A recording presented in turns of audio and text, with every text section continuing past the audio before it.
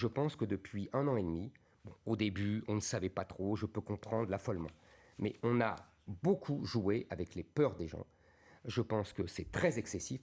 Vous avez vu ce dernier rapport qui indique que, en fait, sur l'année de 2020, 2% des entrées à l'hôpital ont été causées par le Covid, ce qui est et pas la même chose que les 5% gens qui des sont occupations restés, de lits d'hôpital. Oui. Alors je sais que tout ça doit être remis dans son contexte parce qu'on que en c'est fait sur trop l'année. Oui, on en fait trop. Et on en fait trop depuis le début. Mais tous les pays et en le font gouvernement en fait trop. Oui, tous les pays en font trop. L'Autriche qui reconfine, Mais l'Allemagne, Viktor Orban, en Hongrie qui dit tout le monde en fait trop. Mais oui, tout le monde en fait trop.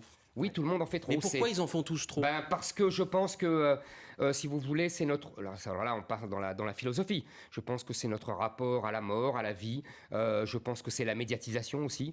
Quand les chaînes d'infos diffusent toute la journée, vous vous souvenez, lors du premier confinement, on avait l'impression que c'était le Blitz.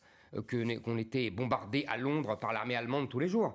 Je veux dire, là, il y a manifeste... Et puis, ça rend service au gouvernement.